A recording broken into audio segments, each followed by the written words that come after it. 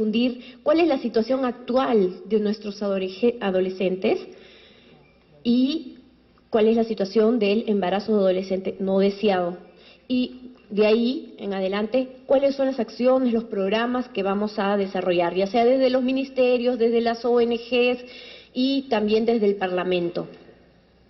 Yo soy consciente que la elaboración de todas estas políticas y medidas que vayamos a adoptar van a permitir a que ustedes, nuestros adolescentes, reciban una educación sexual integral, que ésta sea inclusiva, que sea libre para todos, sin discriminación, sin tabúes, y que se dé un reconocimiento firme al ejercicio de sus derechos humanos, como son el derecho a la vida, el derecho a la integridad personal, a la salud y a los derechos sexuales y reproductivos. No tenían una orientación clara, porque hay una presión del grupo, como siempre sabemos, hay una presión de que hay que iniciar las relaciones sexuales desde muy temprano, cuando ¿quién dice cuándo hay fecha?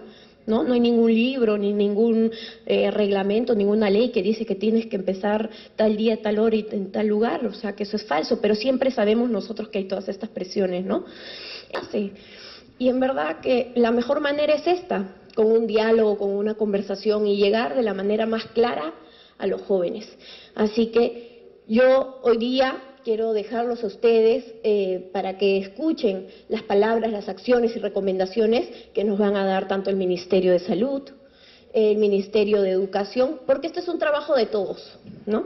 Ese es un trabajo tanto del Congreso, que tenemos que dar las leyes, como los entes rectores, como son el Ministerio de Salud y de Educación, que son los que tienen que dar las políticas. En los últimos años, cada vez más adolescentes tienen hijos cuando no lo desean. Y por eso es que nos preocupa este tema.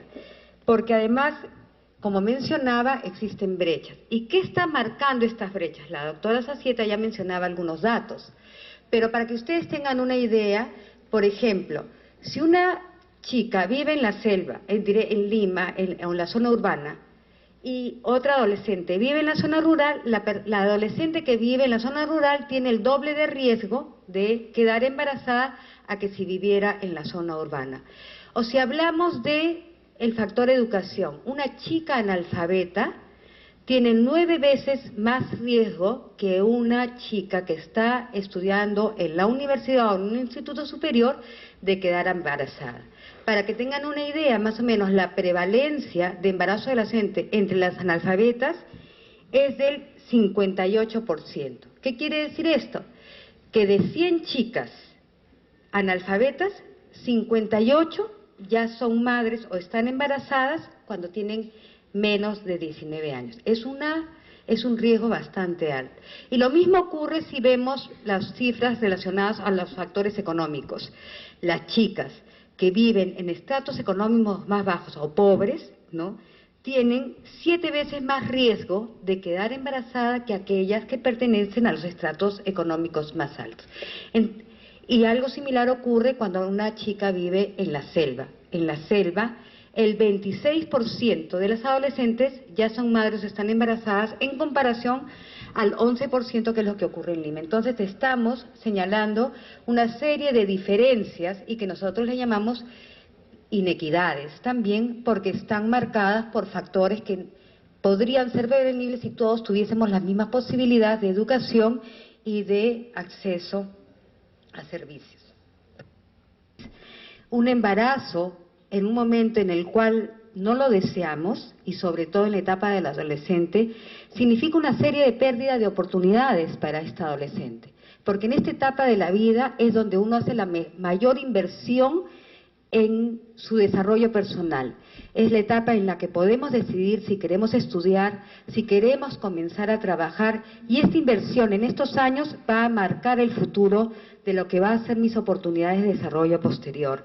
Es un problema de reproducción del problema también porque donde ha habido el antecedente de un embarazo de adolescente en el seno familiar, hay una alta tendencia de que esta situación se repita en esa familia.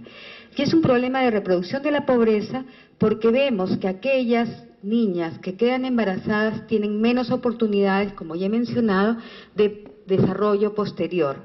Y es una reproducción de la pobreza porque vemos que aquellas adolescentes que viven en los sectores más pobres tienen también mayor riesgo de quedar embarazadas. La siguiente. Entonces vemos que el tema del embarazo adolescente es un problema que tiene muchos componentes. Y antes nos fijamos principalmente los factores estructurales, es decir, los que mencionaba anteriormente, la pobreza, la falta de educación, pero ahora las nuevas evidencias que vamos a desarrollar más adelante muestran que los factores del contexto familiar, del contexto social, el contexto cultural en el que nos encontramos, tienen mucha relevancia. La siguiente. Analizó aquí por qué se embaraza un adolescente. Búsqueda de independencia, mayor libertad, posibilidad de sentirse adulta y la necesidad de reafirmarse como mujer, curiosidad, carencia de afecto, baja autoestima, falta de un proyecto de vida, falta de una adecuada educación y orientación sexual, desconocimiento sobre uso y efectividad de los métodos anticonceptivos, barreras frente a la sexualidad, violencia, abuso sexual, y en ello es que tenemos que incidir. Por eso hablaba de este auditorio. Y recuerdo las palabras de la congresista al iniciar este foro, al inaugurarlo: no dejemos que nuestros proyectos de vida se trunquen. Eso es fundamental. La vida de todos los seres humanos tiene un objetivo y muchos sueños y metas pueden quedarse en el camino. El año 2010 y en el 2011 vamos a sacar una directiva específica para prevenir la discriminación de las adolescentes embarazadas en la escuela. Aquí hay que también mirar con atención ese tema. Ese tema excede ya la escuela, así como el caso de niños que puedan ser portadores de VIH. El tema excede a la escuela porque existen normas que impiden que la niña, en este caso niños, o la adolescente embarazada sea separada de la escuela. Sin embargo, es la comunidad educativa, son los padres y padres de familia, los que comienzan a generar una serie de presiones en los directivos de las instituciones a fin de que sean retirados las estudiantes de la escuela. Con el tema de que es un mal ejemplo, que si se les permite estar en la escuela, las demás chicas van a pensar que esa es la forma de ser y así que van a querer hacerlo.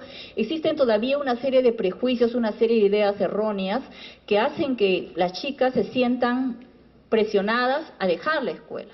Entonces, aquí lo que se está viendo es justamente una norma y una difusión más agresiva en el sentido de poder, también educar a los padres y madres a través de las escuelas de madres sobre la importancia de que no discriminemos, porque eso definitivamente afecta al derecho que tienen los estudiantes a la educación.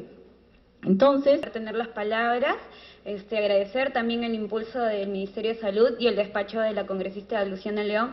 Nos parece importante este espacio como consejo, no solo porque va a ser plausible para poder cambiar las políticas públicas, sino porque nos permite tener una mirada y voz y voto como adolescentes y jóvenes. Y es lo más importante, porque no hay política pública que se hable en voz de los y las adolescentes si no tienen nuestra voz, nuestra mirada y nuestro respaldo. Entonces, como que un adolescente, porque salió embarazada, se le prive de la educación, cuando la educación es un derecho y no un servicio.